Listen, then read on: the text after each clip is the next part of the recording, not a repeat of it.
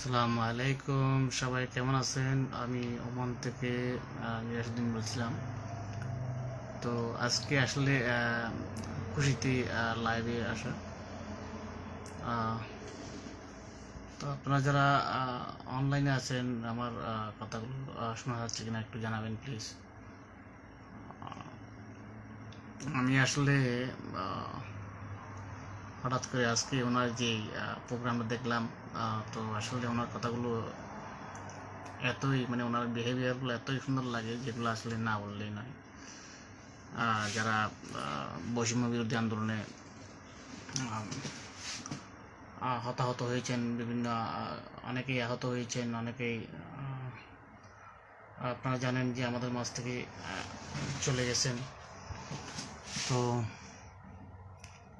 সেই ক্ষেত্রে উনি যে আজকের একটি যে প্রোগ্রাম দেখলাম, ওনার প্রোগ্রামে যে অনেক বিভিন্ন বিষয়ে ছাত্রদের যেভাবে মনোনিবেশ করে সুন্দর করে কথা বলতেছেন, আসলে ওনার কথাগুলো শুনতে অনেকই ভালো লাগে, টাইম দিয়ে শুনতে ইচ্ছে করে। আমরা যারা বর্তমানে ফেসবুকে আমরা অনেক সময় অনেক কিছুই দেখি, তো আমরা অতিরিক্ত দেখি না, 15 সেকেন্ড বা 20 সেকেন্ড দেখেই হয়তো এটা স্ক্রল করে সামনের দিকে করে দিই।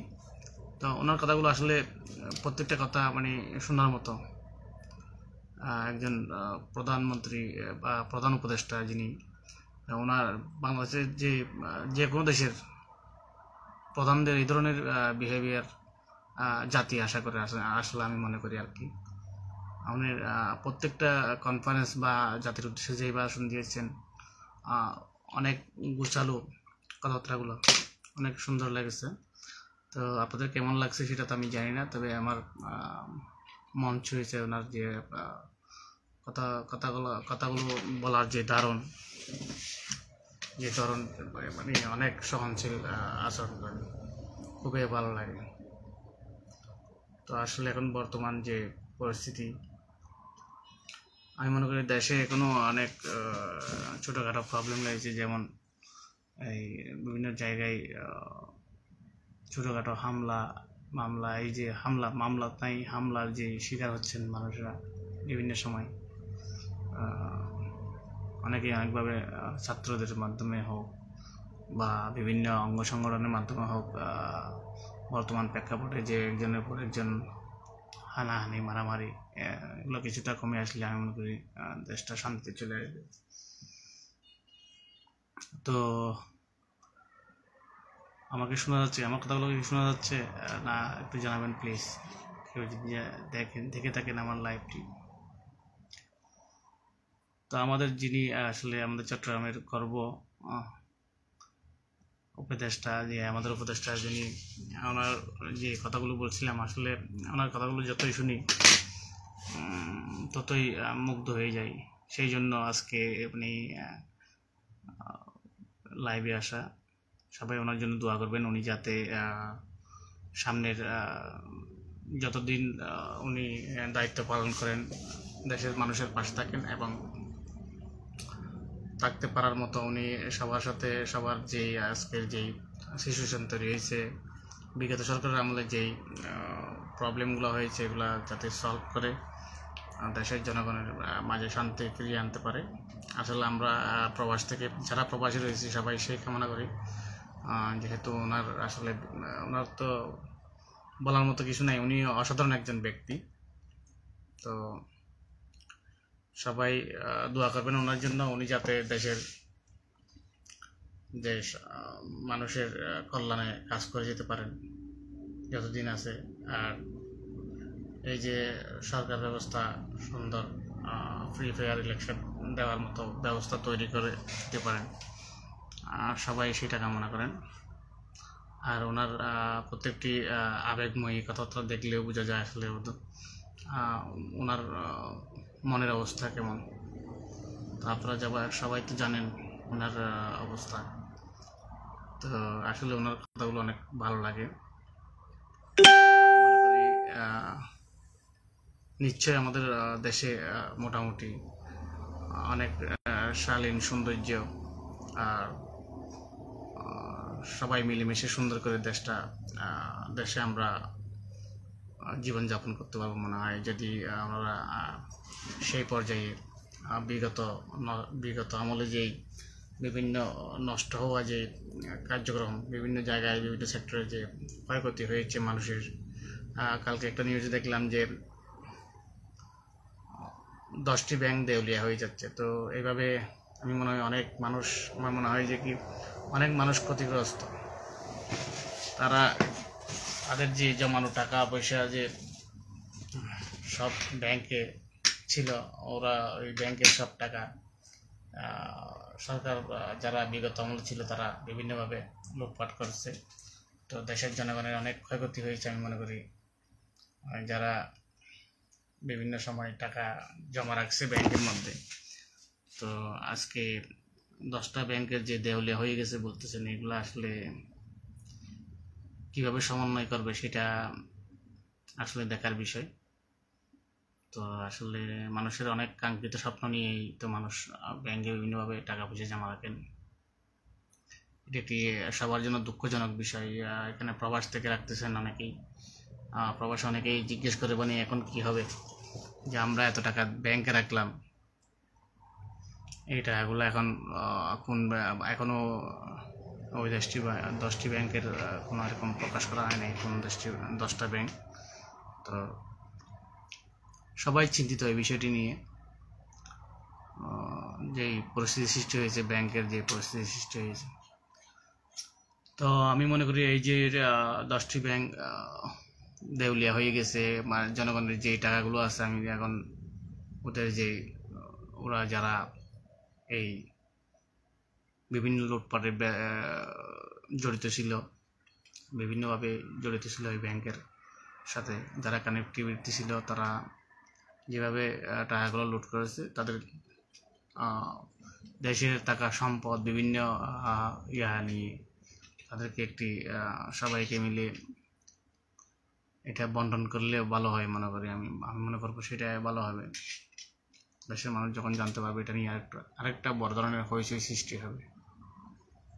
তো সুতরাং সবাইকে সমন্বয় করে সেই জিনিসটা আসলে প্রকাশ করা উচিত, কোন ব্যাংকে কীরকম পরিস্থিতি এখন বর্তমানে।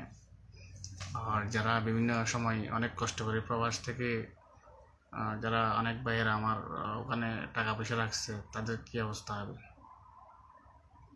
এরকম হলে। তো এগুলো সব বিষয় মিলে সব সেক্টরেই একটি সুন্দর পরিস্থিতি সৃষ্টি করতে হবে, যেটা উনি করে যাচ্ছেন, আমাদের উপদেষ্টা মহোদয়।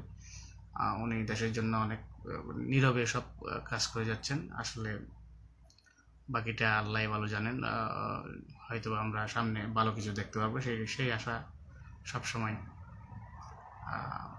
তো আপনাদেরও মতামত প্রয়োজন, যেহেতু সবাই দেখতেছেন, সবাই তো মোটামুটি ভালো রেসপেক্ট করতেছে, সবাই সম্মান দিতেছে সবাই। আসলে আমি মন থেকে তো আমার তো দোয়া আছে। বাকিটা আজকে একজন হঠাৎ করে এক ইন্ডিয়ানই বললো যে এরকম ওনার বিভিন্ন ছবিতে এরকম বাজে কিছু অ্যাড করতেছেন। এগুলো ছোটোখাটো বিষয়, একজন ব্যক্তি সবার কাছে প্রিয় হতে পারে না। তো অনেকেই অনেকভাবে আছে, আর যারা তো আছেই প্রথম থেকে, তারা আছে বিরোধিতাকারী যারা রয়েছে, তারা থাকবেই সবসময়। ভালো মানুষের পিছনে অনেক খারাপ মানুষ লেগে থাকে, এটা স্বাভাবিক। তো সবাই সহযোগিতা করবেন যাতে উনি দেশটাকে আরো সুন্দরভাবে আমাদেরকে উপহার দিতে পারেন। আমরা যাতে স্বাধীন বর্তমান যে স্বাধীন দেশে রয়েছি, আরো সুন্দরভাবে আমরা যাতে বিভিন্ন দেশে উপস্থাপন করতে পারি, আমাদের দেশকে নিয়ে আমরা গর্ব করতে পারি, সেই পরিস্থিতি নিয়ে যেতে হবে। সকল প্রবাসী যেন সুযোগ সুবিধা পাই, সকল প্রবাসীদের পাশে থাকতে হবে সব মানুষের। যারা দেশে বিভিন্ন সময় প্রবাসীরা বিভিন্ন রকম হয়রানির শিকার হয়, এই বিষয়ে একটু দেখতে হবে, নজর রাখতে হবে।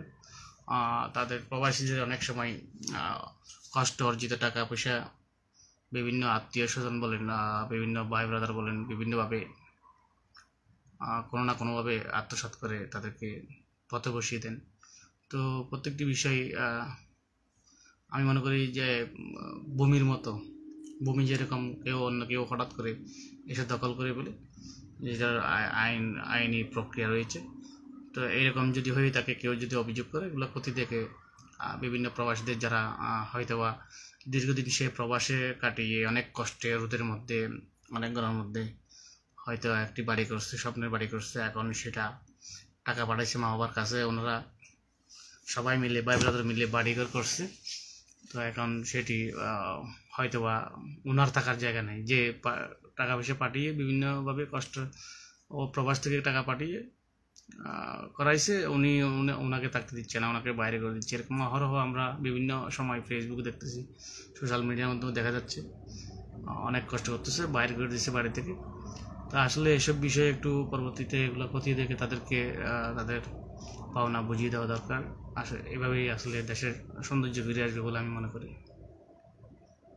তো সেই হিসেবে আসলে প্রত্যেক প্রবাসী অনেক কষ্টে, তাদের অনেক না পাওয়া কষ্ট আছে, যদিও তারা এক এক দেশে এক একভাবে কেউ রিয়াল, কেউ দিনার, কেউ দিরহাম, এইভাবে টাকা পয়সা ইনকাম করে, যা জাস্ট তারা দেশে পাঠিয়ে শেষ মুহূর্তে দেশে গিয়ে তারা ওই কাঙ্ক্ষিত যে শান্তিটা সেটা পায় না। তো সেই বিষয়ে আগামীতে সরকার তাদের জন্য যদি কোনো মানে সুযোগ সুবিধা সেভাবে কীভাবে কী করা যায়, যেভাবে হঠাৎ করে একজন এসে আমার জমি দখল করে নিল, সেই জমি যাতে আমরা ফেরত পাই, ওই রকম ঠিক তদরূপ আইনি যেরকম প্রক্রিয়া আছে প্রত্যেক প্রবাসীর জন্য। আসলে প্রবাসীরা যারা কষ্ট করে, কষ্ট পরিচিত, রক্ত জড়ানো, ঘাম জড়ানো, যেই পরিশ্রম করে টাকা দিয়ে ঘর বাড়ি বানানোর পর নিজের দেশে গিয়ে বাড়ি পায় না, অনেক কিছু হারাতে হয়, বিভিন্ন জায়গায় লাঞ্ছিত হতে হয়, জায়গা নিয়ে মারামারি করতে হয়, কাটাকাটি করতে হয়, জায়গা খুঁজতে গেলে তাদেরকে বিভিন্নভাবে হয়রানির শিকার হতে হয়। তো আসলে এরপরও মানে তাদের মনে তো অনেক রকম দুঃখ থাকে, তাদের পাওয়া না পাওয়া, তারা কি বলবো, আসলে বিভিন্ন জায়গায় এয়ারপোর্ট থেকে যখন বাড়িতে যায়, ওই মাঝপথেও তাদেরকে অনেকেই হয়রানি করে, মাঝপথেও তাদের ব্যাগ নিয়ে টানাটানি করে, তাদেরকে নিয়ে যায় বিভিন্ন অপকৌশল চাঁদাবাজি করে, তাদের ব্যাগ হাতিয়ে নিয়ে যায়, টাকা পয়সা হাতিয়ে নিয়ে যায়, বিভিন্ন রকম সমস্যা ভুগেন প্রবাসীরা। তো বিশেষ করে তাদের দিকে একটু নজর দিবেন।